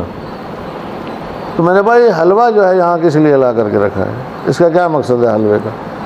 جی اس پر فاتحہ ہوگی بعد میں کہو وہ ادھر رکھو اس کو، کیا مجلس میں سامنے حلوہ رکھ کے لوگوں کی راگ ٹپکاؤ گے اس کے اوپر، سارے جو ہے وہ حلوے کے اوپر نظر رہے گی، کوئی تقریر سنے گا ہی نہیں۔ اس پر فاتحہ ادھر رکھ کر کے بھی ہو سکتی ہے، یہ کون سا طریقہ ہے؟ اور پڑھتے کیا ہیں؟ اس پر کہا جی اس پر معجزہ پڑھیں گے ہم۔ میں نے کون سا معجزہ پڑھو گے؟ چٹ پٹ بی بی کی کہانی پڑھو گے، لکڑ ہارے کی کہانی پڑھو گے، پھکڑ ہارے کی کہانی پڑھو گے، کس کی کہانی پڑھو گے؟ میں نے کہا یہ کیوں پڑھو گے تم؟ دعائے کمیل نہیں آتی ہے تمہیں؟ یہ اس زمانے کی بات ہے۔ دعائے توسل نہیں آتی ہے تمہیں؟ دعائے توسل پڑھو۔ بشیر بھٹ جیسے لوگ بیٹھے تھے مجلس میں، سمجھ میں دھانسو ان کے باپ بھی بیٹھے اس وقت زندہ تھے، بزرگ خدا دونوں کو گئی کرے، ہم بڑے اچھے لوگ تھے وہ۔ میں نے نہیں ہم معاف کیا، میں چھوٹا سا تھا اس وقت بالکل، تمہیں ڈرا نہیں، مجھے جو بات آئی میں نے کہہ دی، اور انشاءاللہ ان باتوں کا اثر بھی ہوا، بہت ساری باتوں کا اثر ہوا، سماج معاشرے کے اندر بہت بڑی تبدیلی آئی ان باتوں کے نتیجے میں۔ تو یہ باتیں پرانی ہو گئی، بہت زیادہ پرانی ہو گئی۔ آج ضرورت ہے ہمیں، جواد نقوی ہمارا الگو نہیں ہے، ہمارا الگو رہبر ہے، مقام معظم رہبری، ہمارے لیے نمونہ عمل جواد نقوی نہیں ہے۔ مقام معظم رہبری اس کے لیے بھی ہے، میرے لیے بھی ہے، سب کے لیے وہ ہے نمونہ عمل ہے۔ اب الگ الگ اپنی اپنی دکان کھول کے شروع کر دیں گے کاروبار تو یہ مسئلہ خراب ہو جائے گا، آیا سمجھے؟ اس لیے جوانوں کو ہوشیار ہے بھائی، ہمارے لیے مقام معظم رہبر معظم ہے، سب کے لیے، پوری دنیا کے لیے رہبر معظم ہے، آیا سمجھے؟ اور ہمیں ان کے کہنے کے مطابق جو ہے وہ چلنا چاہیے۔ توجہ کیا آپ نے؟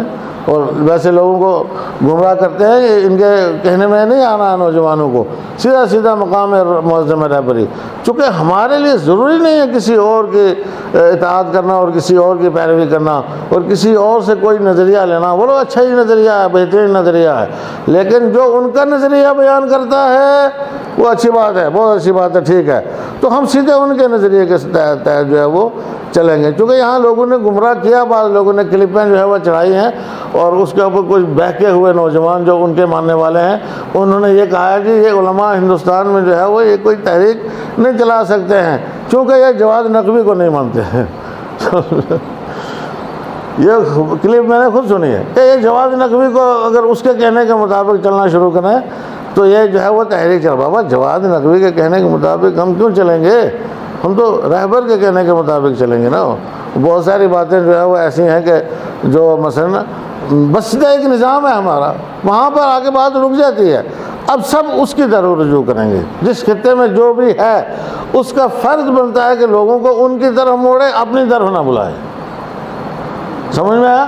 جس خطے میں جو عالم ہے، اگر صحیح معنوں میں عالم ہے، تو اس کا فرض بنتا ہے کہ لوگوں کو ان کی طرف دعوت دے، اپنا پرچار نہ کرے، اپنا پرچار نہیں کرنا چاہیے۔ ایک صلوات پڑھیں محمد و آل محمد پر۔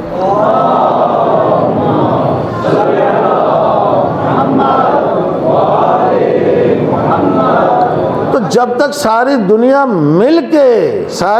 مل کے بشمول علماء کرام، بشمول مراجع تقلید، کثر اللہ امثالہم وحفظہم اللہ تعالی، مراجع کرام انتہائی قابل احترام ہے، اس میں کوئی دو رائے نہیں ہے، انتہائی قابل احترام ہے، لیکن جب تک سب مل کے جو ہے وہ مقام معظم رہبری کا ساتھ دینے کا اعلان نہیں کریں گے اور ان کی اطاعت کا اعلان نہیں کریں گے کہ ہم ان کے مطیع فرمان ہیں، دنیا میں وہ انقلاب نہیں آ سکتا ہے کہ جو انقلاب امام زمانہ لانا چاہتے ہیں۔ ایک صلوات پڑھیں محمد و آل محمد۔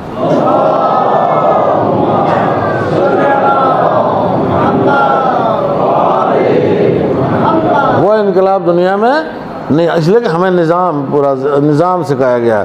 سرکار دو عالم نے ایک نظام پیش کیا، مولا کائنات علی بن ابی طالب نے اپنے ظاہری خلافت کے دور میں ایک نظام پیش کیا۔ علی کے بھیجے ہوئے لوگ جو مختلف جگہوں کے اوپر 24 جو ہے وہ گورنر مختلف بلاد میں جو علی علیہ السلام نے مقرر کیے تھے، وہ معمولی قسم کے لوگ تھے، وہ معمولی لوگ تھے، اگر وہ اپنی دکان چلانا چاہتے تو چلا لیتے نا، سمجھ میں؟ مالک اشتر جیسے لوگ، ابو عمارہ جیسے لوگ، آئے سمجھ میں؟ وہ اپنی دکان اگر کھول کے وہاں پہ اپنا پرچار کرنا شروع کر دیتا، اس زمانے میں جو ہے وہ اس طرح دنیا بھی نہیں تھی جو آج کل دنیا مٹھی میں ہے، ویسے مٹھی میں نہیں تھی، تو وہاں پہ اپنا ہی پرچار کرتے وہ نہیں، ایسے نہیں تھے، ایک نظام تھا، سب لوگ علی کا پرچار کرتے تھے، سمجھ میں آیا؟ سب لوگ علی کا پرچار کرتے تھے، اور اس کے بعد ہر صدی میں جو ہمیں بتایا گیا، اور یہ سلسلہ امام خمینی رضوان اللہ تعالیٰ علیہ تک پہنچا، سمجھ میں آیا؟ تو انہوں نے ولایت فقیہ کا اعلان کیا، ولایت فقیہ کا اعلان کیا۔ ولایت فقیہ کا مطلب کیا ہے؟ ولایت فقیہ ساری دنیا کے لیے رہنما ہے، ساری دنیا کے لیے رہبر ہے، آگے سمجھ میں؟ اور اگر کبھی کسی وقت جو ہے وہ ایسے حالات پیدا ہوتے ہیں، توجہ فرمانے آپ حضرات، کہ مثلا ولی فقیہ ہندوستان میں بھی ہو، ولی فقیہ پاکستان میں بھی ہو، ولی فقیہ جو ہے وہ بنگلہ دیش میں بھی ہو، ولی فقیہ دوسرے شیعہ ممالک میں ہو، عراق میں ولی فقیہ ہو، افغانستان میں ولی فقیہ ہو، دوسری جگہوں پر ولی فقیہ ہو، تو یہ سارے ولی فقیہ بن کر کے آپس میں کسی ایک کے اوپر متفق ہوں گے، اور ہو سکتے ہیں اور ہونا چاہیے۔ نظام ہمارا یہ ہے، نظام ہمارا یہ ہے، آپس میں کسی ایک کو، اب مثلا فرض کرو کہ یہاں 10 علماء آ کر کے بیٹھ جائیں، 10 علماء، اور سارے کے سارے ٹکر کے ہو ماشاءاللہ، سمجھ میں آیا؟ سب ٹکر کے ایک سے ایک، اور مسئلہ نماز کا ہے، نماز کا، امامت کا، قیادت، نماز امامت ہے، امامت کا مسئلہ ہے، تو کون کرے گا؟ اب ظاہر سی بات ہے، آپ ان میں سے کسی کو کھڑا کرو گے یا وہ خود آپس میں سے مل کے کسی کو آگے بڑھائیں گے؟ آپ تو نہیں کر سکتے ہو، آپ کو کوئی اختیار نہیں ہے۔ ان کا اپنا فرض بنتا ہے کہ ایک کو جو ہے وہ منتخب کر کے اور اس کے پیچھے سارے کھڑے ہو جائیں، یہ نظام ہے ہمارا۔ اب جب ایک نظام نماز میں جو ہے وہ 10 نہیں کھڑے ہو گئے کہ اللہ اکبر 10 کے 10 امام بن گئے، پیچھے گئے تو 10 کے پیچھے نیت کرو، نہیں ہو سکتا ہے، نہیں ہو سکتا ہے بھائی۔ تو ایسے پوری دنیا کی امامت کرنی ہے تو 50 جو ہے یا 200 جو ہے امامت کریں گے؟ پوری دنیا کے رہبری اور رہنمائی کا مسئلہ ہے تو 200 آدمی نہیں چل سکتے، وہاں ایک آدمی چلے گا، صرف ایک کی بات مانی جائے گی، ساری دنیا کو مل کر کے ایک ہی بات مانی جائے گی۔ یہ چھوٹا موہ بڑی بات ہے، اس میں کوئی دو رائے نہیں ہے۔ بڑے بڑے علماء اس چیز کو سن کر کے ناراض ہو جاتے ہیں ہمارے اوپر، اور پھر اس کے بعد کہتے ہیں یار یہ عجیب طرح کی باتیں کرتا ہے۔ وہ میں یہ عجیب باتیں جو ہے وہ تہران میں کر چکا ہوں، مراجع کے مجمع میں، جہاں پہ مجتہدین بیٹھے تھے۔ 13 منٹ کی میری کلپ ہے وہاں پہ فارسی زبان میں، 13 منٹ کی صرف، وہ کہیں مل جائے گی، اس کو سن لینا میں نے ان کو کیا کہا تھا، کیا کیا کیا آیا تھا، توجہ کی آپ نے؟ میں وہاں بھی نہیں ڈرا۔ بات یہی ہے عزیزان گرامی، جب تک سارے علماء مل کر کے تائید نہیں کریں گے تو قوت نہیں بنتی ہے، طاقت نہیں بنتی ہے، دشمن کے اوپر روب نہیں بیٹھتا ہے۔ دشمن لالچ میں رہتا ہے کہ نہیں یار چلو یہ تو ہے، اس کی بات نہیں تو ہم کسی دوسرے کو پٹو ڈال لیں گے، لیکن جب پٹو ڈالنے کا دروازہ ہی بند کر دیا جائے تو جو کہ ہم نے سب اس بات کا اعلان کر دیں کہ ہم رہبر معظم کے پیچھے ہیں، جو رہبر کہیں گے وہی ہوگا، تو دروازہ بند ہو جائے گا، کوئی پٹو نہیں ڈال پائے گا آ کر کے، اور کوئی شیعوں کے صفوں میں اختلاف پیدا نہیں کر پائے گا۔ شیعہ منتشر نہیں ہوگا، طاقت بنے گی، ایک طاقت بن کے دنیا کے سامنے ابھرے گی۔ جس دن شیعہ اس طرح متحد ہو کر کے دنیا کے سامنے آ جائیں گے، وہ دن امام کے ظہور کا دن ہوگا انشاءاللہ۔ ایک صلوات پڑھے محمد و آل محمد۔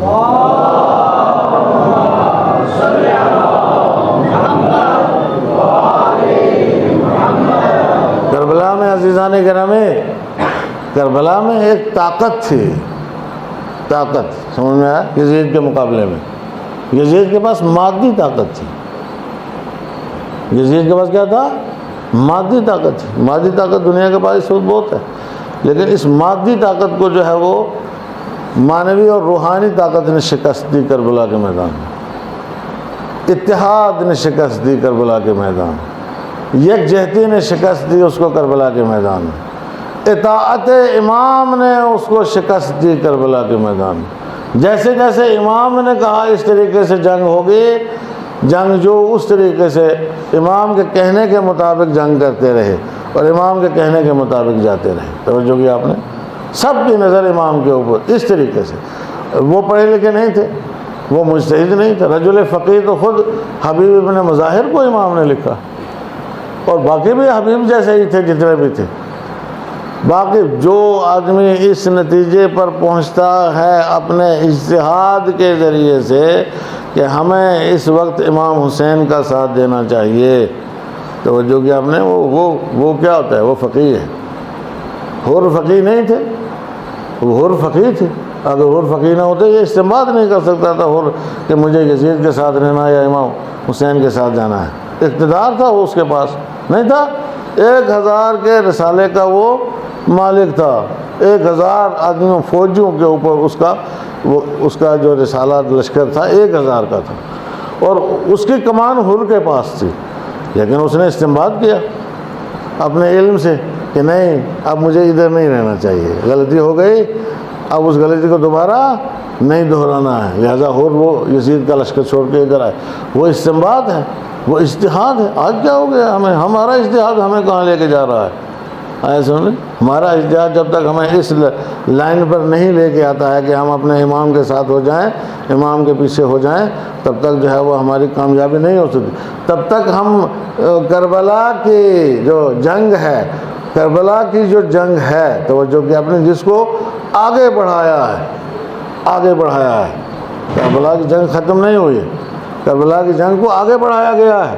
اس کربلا کی جنگ کو ہم جیت نہیں سکتے ہیں، اس کربلا کی جنگ کو ہمیں جیتنا ہے۔ وہ جنگ آگے بڑھی ہے، وہ جنگ ختم نہیں ہوئی ہے، وہاں پہ جنگ ختم نہیں ہوئی ہے، وہاں سے جنگ آگے بڑھ گئی۔ امام حسین علیہ السلام نے فریاد استغاثہ بلند کر کے جنگ کو آگے بڑھا دیا۔ آگے سمجھنے کی ضرورت، جنگ کو آگے بڑھایا، یہ جنگ یہاں ختم نہیں ہوئی۔ وہاں سے مثلا اسیر ہوئے، قیدی ہوئے، بیویاں، بچے، سب کچھ کوفہ گئے، شام گئے، لیکن یہ سب جنگ کو آگے بڑھانے کا سلسلہ ہے۔ حسین نے جنگ کے خاتمے کا اعلان نہیں کیا، حسین نے نصرت طلب کی، مدد طلب کی کہ مجھے یار چاہیے، مجھے دوست چاہیے، مجھے جنگجو چاہیے، مجھے لڑنے والے چاہیے، مجھے مجاہد چاہیے جو کربلا کی جنگ کو جیتے۔ سمجھ میں؟ جنگ آج بھی ہے، آج جنگ چل رہی ہے، محاذ جنگ پر ہے، حسین کا نمائندہ محاذ جنگ پر ہے، سب سے آگے ہے، خط مقدم پر ہے، زمانے کا علی، سمجھ میں آیا؟ زمانے کا حسین، زمانے کا نوکر ہے علی، زمانے کا نوکر ہے حسین کہو، سمجھ میں آیا؟ کم سے کم اور نہیں کہہ سکتے ہو تو نوکر علی کہو، نوکر حسین کہو، وہ خط مقدم پر ہے، دشمن کے مقابلے میں ہے، سمجھ میں آیا؟ محاذ جنگ پر ہے، محاذ جنگ پر ہے، اور یہ جنگ وہی کربلا والی جنگ ہے، یہ کوئی اور جنگ نہیں ہے۔ یہاں ایک یزید نہیں، یہاں ہزاروں یزید مقابلے میں ہیں، وہاں ایک یزید تھا، یہاں ہزاروں یزید جو ہے وہ مقابلے میں ہیں۔ تو اس جنگ میں ہمیں اس کا ساتھ دینا چاہیے، ہر مہ کو، ہر چھوٹے بڑے کو، ہر سمجھے، ہر بزرگ اور کوچک کو جو ہے وہ، چاہے وہ کسی بھی عہدے کے اوپر فائز ہو اور علم کی کسی بھی منزل کے اوپر فائز ہو، بہت بڑا عالم ہو، لیکن جب تک وہ یہاں آ کر کے اس جنگ میں شریک نہیں ہوتا ہے اور اس جنگ کا جو سپہ سالار ہے، جو کمانڈر ہے، اس کا ساتھ نہیں دیتا ہے، تب تک وہ یہ جنگ جیتی نہیں جا سکتی۔ عزیزان کرام، آئے سمجھ میں؟ یہ جنگ جیتنے کے لیے ضروری ہے کہ ہمارے سب جو ہے وہ ساتھ دیں۔ اور بس میں نے آپ کی زحمت کو تمام کیا، اتمام حجت کی بچے نے، جب حسین نے کہا حل من ناصر ینصرنا، ہے کوئی نصرت کرنے والا جو ہماری نصرت کرے، ہے کوئی مدد کرنے والا جو ہماری مدد کرے، ہے کوئی اعانت کرنے والا جو ہماری اعانت کرے، ہمارا ہاتھ تھامنے والا کوئی ہے جو ہمارا ہاتھ تھامے۔ تو میں اس موقع پر عرض کیا کرتا ہوں ہمیشہ کہ اب اللہ اکبر، اب علی اکبر کی شہادت کے بعد، عباس کے شانے کٹا دینے کے بعد، حضرت قاسم کے شہید ہو جانے کے بعد، اون و محمد کی شہادت کے بعد، اور دوسرے جو بنی ہاشم تھے ان سب کی شہادت کے بعد، حسین علیہ السلام کیا کسی سے مدد مانگ کر کے اپنی زندگی کی بھیک مانگنا چاہتے ہیں؟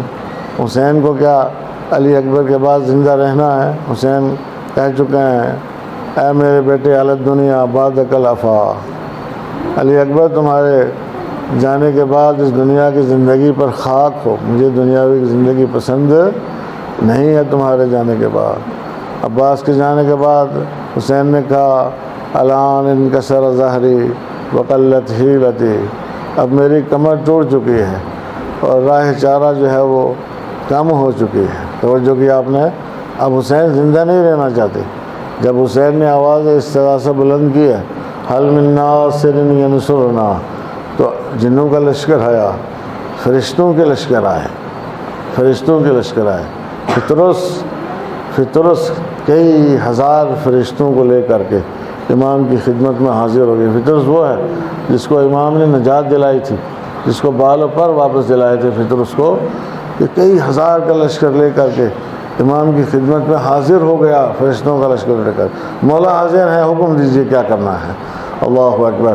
امام نے کہا تمہاری ضرورت نہیں ہے، جنوں سے کہا تمہاری ضرورت نہیں ہے، فطروں سے کہا تمہاری ضرورت نہیں ہے، یہ جنگ، اس جنگ میں تمہارا کوئی حصہ نہیں ہے۔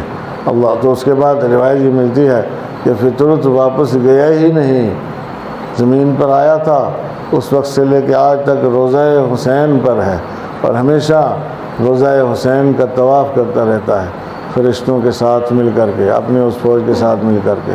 اللہ، اس لیے آپ اگر کربلا جاؤ عزیزاں، خداوند عالم سب کو توفیق دے، ائمہ کے مزار پر جاؤ، وہاں کی کیفیت ہی الگ ہوتی ہے، وہاں کا ایک احساس ہی الگ ہوتا ہے۔ وہاں جا کے آدمی محسوس کرتا ہے جیسے جنت میں آ گیا ہو۔ جنت کیا ہے؟ ایسا محسوس کرتا ہے جیسے جنت میں، جنت اتنا سکون محسوس ہوتا ہے، اور جی نہیں کرتا کہ آدمی اٹھ کے وہاں سے آئے۔ اور آپ یقین مانو، نہ پیاس لگتی ہے نہ بھوک لگتی ہے، کئی گھنٹے بیٹھے رہنے کا تجربہ ہے الحمدللہ، نہ پیاس نہ بھوک، کچھ نہیں آیا سمجھ میں، کیونکہ وہ جگہ ہی ایسی ہیں، روزے ہی ایسے ہیں، وہاں فرشتے ہی فرشتے ہوتے ہیں۔ اللہ اکبر۔ ہر وقت جو ہے وہ حرم بھرے رہتے ہیں، ہر وقت ذریعہ کا طواف ہوتا رہتا ہے، آیا سمجھ میں۔ تو حسین نے سب کو واپس کیا، کہا نہیں تمہاری مدد کی ضرورت نہیں ہے۔ آواز بلند ہوئی، خیموں سے رونے کی آواز آئی، تو خیموں سے رونے کی آواز آئی تو ایک مرتبہ حسین نے سوچا کہ شاید لشکر عمر سعد ملعون نے کہیں خیموں پر حملہ تو نہیں کر دیا ہے۔ حسین تیزی کے ساتھ واپس آئے خیموں میں، آ کے آواز دی، بہن زینب یہ کیا ہوا ہے، یہ رونے کی آواز کیوں آ رہی ہے خیموں سے؟ اللہ اکبر۔ ابھی حسین زندہ ہے۔ ایک مرتبہ زینب نے کہا کہ بھیا نہ جانے آپ کی آواز میں کتنا درد تھا کہ بچے نے اپنے آپ کو جھولے سے گرا دیا، بچہ تڑپ کر کے جھولے سے نیچے آ گیا ہے۔ میں کہوں گا بچے نے حجت تمام کی، بچے نے کہا کہ کربلا میں آپ کوئی جوان تو نہیں رہا حسین کی مدد کرنے کے لیے، سارے شہید ہو گئے ہیں، اب میں مدد کرنے کے لیے تیار ہوں، بچہ ہوں، اور یہ پیغام دینا چاہتا ہوں آنے والی نسلوں کو کہ حسین کو انسانوں سے مدد کی ضرورت ہے، جنوں سے مدد کی ضرورت نہیں، فرشتوں سے مدد کی ضرورت نہیں، آئندہ آنے والی نسلوں سے مدد کی ضرورت ہے۔ اللہ اکبر۔ تو بچے نے گرایا تو حسین نے کہا بس میں آپ کے چند جملوں میں زحمت تمام کروں گا۔ ایک مرتبہ حسین نے کہا زینب لاؤ، رباب لاؤ اس بچے کو، میں لے کے جاتا ہوں دشمن کے سامنے، شاید یہ پیاسا ہے اور پیاس کی وجہ سے تڑپ رہا ہے، میں دشمن سے سوال کروں گا کہ بچے کو پانی پلا دے۔ حسین بچے کو لے کر کے مقتل کی طرف چلے، اعداء کے سامنے پہنچے، دشمنوں کے سامنے پہنچے، جا کر کے آواز دی تم میں کوئی ہے صاحب دل صاحب اولاد جو میرے اس بچے کو پانی پلا دے، یہ میرا کم سن بچہ، یہ شیرخوار بچہ جو ہے وہ پیاس کے مارے جام بلب ہے، اس کی ماں کا دودھ بھی خشک ہو گیا ہے، اس لیے کہ کئی دنوں سے ہمارے خیموں میں پانی نہیں ہے، بچے پیاس کے مارے تڑپ رہے ہیں، یہ میرا بچہ تڑپ رہا ہے، تم میں سے کوئی رحم کھا کر کے اس کو پانی پلا دو۔ تھوڑی دیر حسین نے انتظار کیا، کہیں سے کوئی جواب نہیں آیا، کیسے سنگ دل لوگ تھے۔ اللہ اکبر۔ بس ایک مرتبہ حسین نے کہا کہ دیکھو اگر تم یہ سوچتے ہو کہ اس کے بہانے سے حسین پانی پی لے گا تو لو میں اس کو کربلا کی تپتی ہوئی ریت پر رکھ دیتا ہوں اور میں پیچھے ہٹ جاتا ہوں، تم میں سے کوئی آ کر کے اس بچے کو پانی پلا دے۔ اللہ اکبر۔ بس ایک مرتبہ دیکھا دشمن میں کوئی حرکت نہیں ہوئی ہے، کوئی آگے نہیں بڑھا پانی پلانے کے لیے حسین کے اس شیرخوار کو، حسین کے اس ننھے پیاسے کو کوئی پانی پلانے کے لیے آگے نہیں بڑھا۔ ایک مرتبہ حسین کا دل تڑپا کہ بچہ تو پہلے ہی پیاسا ہے، اس کے بعد گرم ریت پر میں نے رکھ دیا ہے۔ اللہ اکبر۔ اجرکم علی اللہ، خود آپ کو کسی غم میں نہ رلائے سوائے غم سید الشہداء کے، سوائے کربلا والوں کے غم کے۔ عزیزان گرامی، بس ایک دو راتیں رہ گئی ہیں امام زمانہ کو پرسہ دینے کی، اور علی اصغر کا پرسہ امام کی خدمت میں پیش کرتے ہیں۔ مولا قبول کیجئے ہماری طرف سے علی اصغر کا پرسہ۔ حسین نے بچے کو اٹھایا، اپنے ہاتھوں پہ رکھا اور ایک مرتبہ کہا کہ میرے لال، تم حجت خدا کے فرزند ہو، ذرا ان دشمنوں کے سامنے اپنی پیاس کی حجت تمام کرو۔ ایک مرتبہ علی اصغر نے فوج اعداء کا رخ کیا، اپنی سوکھی زبان کو ہونٹوں پر پھیرنا شروع کیا۔ تو علی اصغر یہ دکھا رہے تھے کہ اے سنگ دلو، اے پتھر دل والو، دیکھو میں پیاسا ہوں، میرے ہونٹ سوکھ چکے ہیں، میری زبان خشک ہو چکی ہے۔ ایک مرتبہ کہتے ہیں کہ دشمن کی فوج سے اب تحمل نہ ہوا، فوج اعداء منہ موڑ موڑ کر رونے لگی، فوج میں ایک کوہرام برپا ہوا۔ عمر سعد نے آواز دی، اینا اینا حرملا اقطع کلام الحسین، اے حرملا حسین کے کلام کو قطع کر دے، حسین کی بات کو توڑ دے۔ میں کہوں گا یہ علی اصغر نہیں تھے، بلکہ علی اصغر حسین کا کلام تھے، حسین کا ترجمان تھے، کربلا والوں کا ترجمان تھے، حسین کی پیاس کے ترجمان تھے علی اصغر۔ ایک مرتبہ حرملا تیر چلانا چاہ رہا تھا کہ اس کا ہاتھ کانپا، تیر اور کمان ہاتھوں سے گر گئے، پھر اس نے اٹھائے، پھر تیر چلانا چاہا، پھر وہی ہوا، تیر اور کمان ہاتھوں سے گرے۔ تیسری بار بھی ایسا ہوا۔ عمر سعد نے آواز دی، حرملا تجھے کیا ہو گیا ہے؟ جب کوئی مجھ سے پوچھتا تھا کہ تیرے لشکر میں سب سے زیادہ تیر چلانے والا کون ہے تو میں تیرا نام لیتا تھا، آج تجھے کیا ہو گیا ہے؟ کہو میرے ساتھ جو میں دیکھ رہا ہوں وہ تو نہیں دیکھ پا رہا ہے، میں جیسے تیر چلانا چاہتا ہوں۔ ایک نقاب پوش بی بی سامنے آتی ہے اور آ کر کے کہتی ہے، حرملا ارے تیر نہ چلانا، میرے ننھے بچے نے تیرا کیا بگاڑا ہے؟ بس عزیزان گرامی، ایک مرتبہ حر نے سے شعبہ تیر چلائے کمان میں چڑھایا اور علی اصغر کی طرف رہا کر دیا۔ علی اصغر کے گلے سے ہوتا ہوا تیر حسین کے بازوں میں پیوست ہوا۔ روایت کے فقرے ہے، فانقلب الصبی علی یدی ابی، بچہ اپنے باپ کے ہاتھوں پر منقلب ہو گیا۔ اللہ اکبر۔ خون کا فوارہ علی اصغر کی گردن سے جاری ہوا، حسین کا دل بیٹھ گیا۔ حسین واپس چلے خیموں کی طرف، کبھی خیمے کے قریب جاتے تھے، کبھی پھر پیچھے ہٹ جاتے تھے، یہ سوچ کر کے کہ رباب کو کیا جواب دو گا، میں تو پانی پلانے کے لیے لایا تھا۔